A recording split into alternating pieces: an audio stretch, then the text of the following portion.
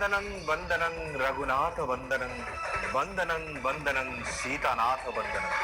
नमस्कार, रघुवीर श्री रामचंद्रंकर पाद पद्मरे प्रणाम जणाई स्वागत करुछि मु केपी। भगवान जेतेबेले आसंती धरा पृष्ठ भगवती को साथी आनी आसबाकू भूलती नहीं।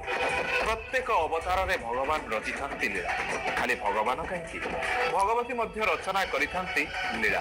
देखंतु लंकापोड़ी यात्रा रे मां सीता केमिति प्रस्तुत हेलेनी निज भागर लीला पाई।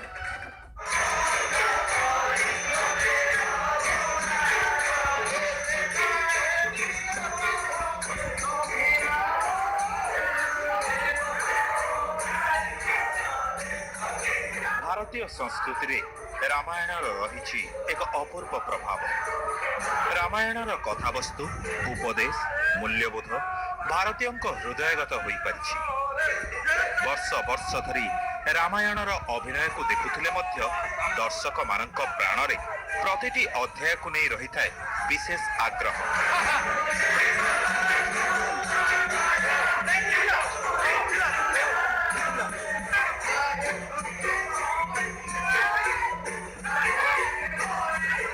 युद्धर मृत्यु परे भाई लक्ष्मण और मां सीता को नहीं श्री राम वन मध्य भ्रमण करुथांती। दैव शक्तिर वन आगमन को नहीं असुर बा राक्षस शक्ति तार प्रभाव विस्तार करे।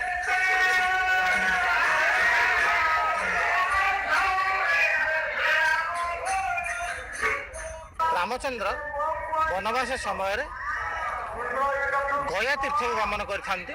गया तीर्थ रे आज से पिंडदान करेंगे। पिंडदान करने अवसर सीता देवी रजस्वला होता हेतु से पिंडदान दे पारे ना बोली बाली पिंड से देला बेले स्वयं दशरथ आत्मा आसी बाली पिंड ग्रहण करने।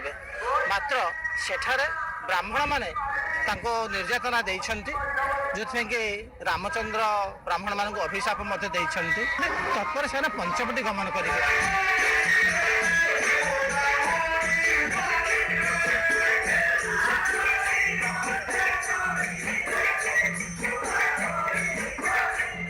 आविर्भाव हुई भगनी सुपर्णखा श्री राम रूप को देखी से विह्वलित हुए।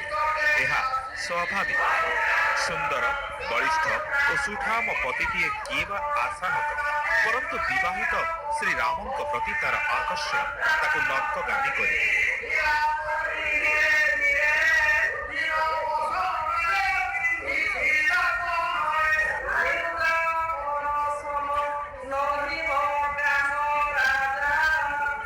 श्री राम को छाड़ी सुपर्णखा लक्ष्मण को मध्य अनुनय करे। तेरे बहु बारण सत्वे सुपर्णखा न बुझी तार आसुरिक माया प्रदर्शन करने हेतु श्री राम आज्ञा लक्ष्मण तार नासा कर्ण छेदन करते।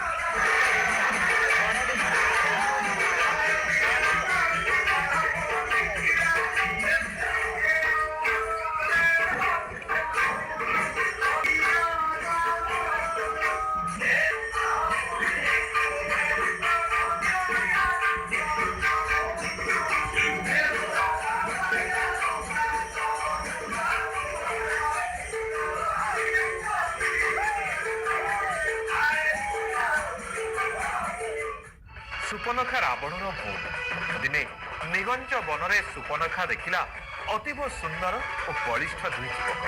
प्रभु श्री राम और भ्राता लक्ष्मण राक्षसी ता मन जागी उठिला भोग करिवार कामना।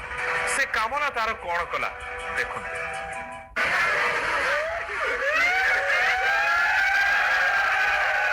रक्त जुड़ुबुड़ू अवस्था भीषण अपमानित होई सुपर्णखा तार भाई लंकाधिपति रावण आगरे अभियोग करे और न्याय निमित्त मागुणी करे।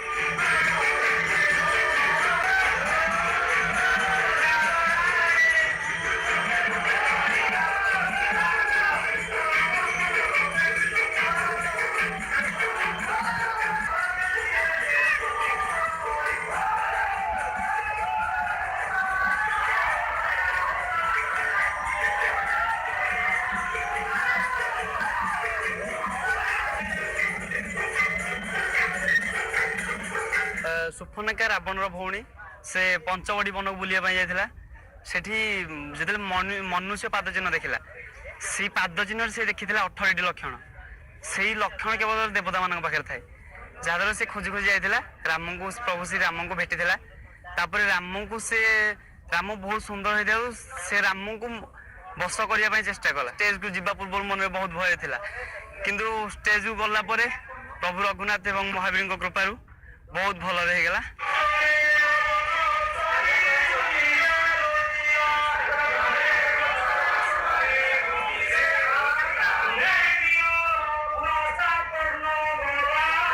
ଅଲିଅଳ ଅପମାନର ପ୍ରତିଶୋଧ ପାଇଁ ରାବଣ ମଧ୍ୟ ଅନୁରୂପ ଆସୁରିକ ମାୟାରେ ପ୍ରତିଶୋଧ ନେବା ନିମନ୍ତେ ଯୋଜନା କରେ।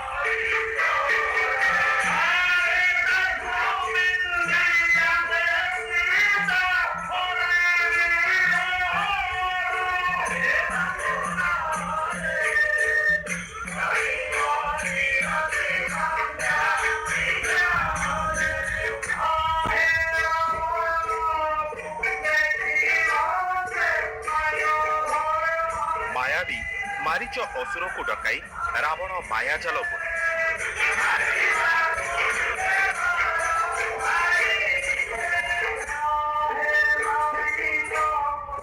ମାୟାକୁ ବୁଝି ନପାରି ଶ୍ରୀରାମ ପ୍ରିୟ ସୀତା ବନ ମଧ୍ୟରେ ଏକ ସୁନା ହରିଣୀକୁ ଦେଖି ତା ପ୍ରତି ଆକର୍ଷିତ ହୁଅନ୍ତି। ଏହି ହରିଣୀକୁ ଜୀବନ୍ତ ବା ମୃତ ଭାବରେ ଲାଭ କରିବା ପାଇଁ ତାଙ୍କର କାମନା ଜାଗି ଉଠେ।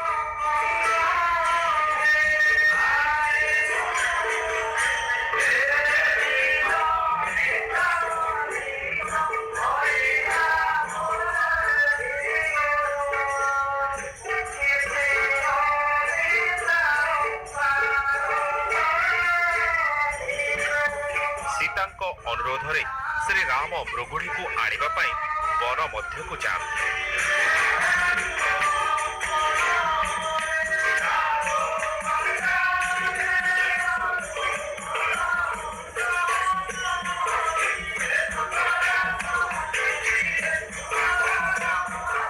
ମାୟା ସୁନା ମୃଗୁଣୀ ଶ୍ରୀରାମଙ୍କୁ ଘନ ବନାନୀ ମଧ୍ୟକୁ ଘେନିଯାଏ। ମା ସୀତାଙ୍କୁ ସୁରକ୍ଷା ଦେବା ନିମନ୍ତେ ଲକ୍ଷ୍ମଣ ଆଶ୍ରମଠାରେ ରହିଥାନ୍ତି।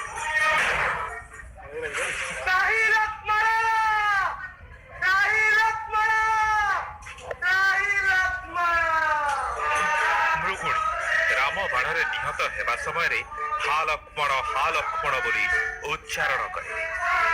ମା ସୀତା ଏହି ଶବ୍ଦକୁ ଶୁଣି ବନ ମଧ୍ୟରେ ଶ୍ରୀରାମଙ୍କୁ କିଛି ବିପତ୍ତି ପଡ଼ିଲା ଭାବି ଲକ୍ଷ୍ମଣଙ୍କୁ ପକ୍ଷକୁ ପଠାନ୍ତି। ଲକ୍ଷ୍ମଣ ମା ସୀତାଙ୍କ ସୁରକ୍ଷା ପାଇଁ ତିମୟ 3ଟି ଲକ୍ଷ୍ମଣ ରେଖା ଆଶ୍ରମ ଚାରିପଟେ କାଟି ବନ ମଧ୍ୟକୁ ଚାଲିଯାଆନ୍ତି।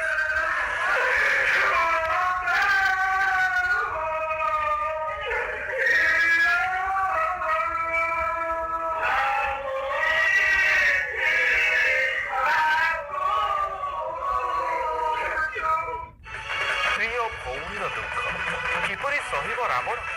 ଅନ୍ୟ ପକ୍ଷରେ ପୁଣି ମାରିଚ ବିଚାରିଲା ରାବଣ ହାତରେ ଶ୍ରୀରାମଙ୍କ ହସ୍ତରେ ପ୍ରାଣ ନାସିଲା।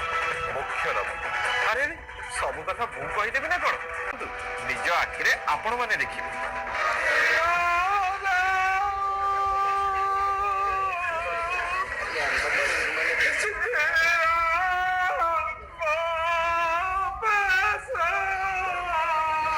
ଏହି ଯାତ୍ରାଟି ମାର ବିଭିନ୍ନ ସ୍ଥାନରେ 5ଟି ମଞ୍ଚ ଅଛି। ନାଚ, ଅଢ଼େଇ ପାଦର ନାଚ ଏବଂ ଏହି ଢଙ୍ଗର ଗୀତ ଏବଂ ଏହାର ଯୋଉ ଶାସ୍ତ୍ରୀୟ ଗାନ ଅଛି ଏଇଟା କୋଉଠି ଦେଖିବାକୁ ମିଳେ ନାହିଁ।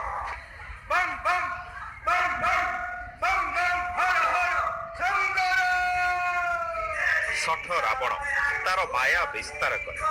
ଏକ ସନ୍ନ୍ୟାସୀର ବେଶରେ ଆଶ୍ରମ ନିକଟରେ ପହଞ୍ଚି ଭିକ୍ଷା ମାଗିବା ଆଳରେ ମା ସୀତାଙ୍କୁ ହରଣ କରିଛି।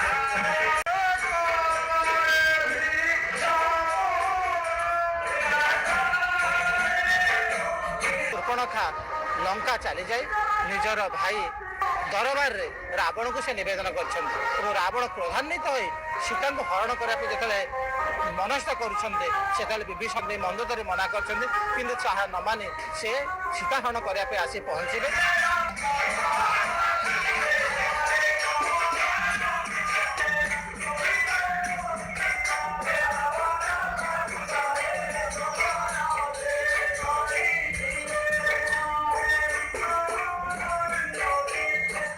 ବିଳାପ କରୁଥିଲା। ଜାନକୀଙ୍କର କ୍ରନ୍ଦନ ଶୁଣି ପକ୍ଷୀରାଜ ଜଟାୟୁ ରାବଣର ପଥରୋଧ କରେ। ପୁଷ୍ପକ ବିମାନରେ ସୀତାଙ୍କୁ ଘେନି ଯାଉଥିବା ଲଙ୍କାପତିଙ୍କ ସହ ଜଟାୟୁଙ୍କର ଯୁଦ୍ଧ ହୁଏ। ନିର୍ଦ୍ଦୟୀ ରାବଣ କ୍ରୁଦ୍ଧ ପକ୍ଷୀ ଜଟାୟୁଙ୍କର ପକ୍ଷ ଛେଦନ କରି ଲଙ୍କା ଆଡ଼କୁ ଅଗ୍ରସର ହୁଏ। ପତି ବିଚ୍ଛେଦରେ ଦୁଃଖିନୀ ସୀତାଙ୍କୁ ଅଶୋକ ବାଟିକାରେ ରଖି ରାବଣ ସୁନ୍ଦରୀ ମିଥିଳା ନନ୍ଦନୀ ଶ୍ରୀରାମ ପତ୍ନୀ ସୀତାଙ୍କୁ ବିବାହ କରି ଭୋଗ କରିବା ପାପ ସ୍ୱପ୍ନ ମଧ୍ୟରେ ବୁଡ଼ିଯାଏ।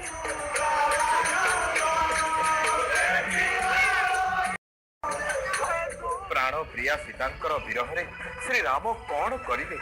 ହଁ, ଆପଣ ଠିକ ଭାବିଛନ୍ତି। ବିଳାପ କରିବେ, ବନଗିରି କନ୍ଦରେ ଘୁରି ବୁଲିବେ, ଖୋଜିବେ ସୀତା ମାତାଙ୍କୁ। ଏସବୁ କିଛି ଆପଣ ନିଶ୍ଚିତ ଭାବରେ ଦେଖିବେ, କିନ୍ତୁ ଆଜି ନୁହେଁ, ଆଗାମୀ ଅଧ୍ୟାୟରେ। ବିଦାୟ ଦିଅନ୍ତୁ, ନମସ୍କାର।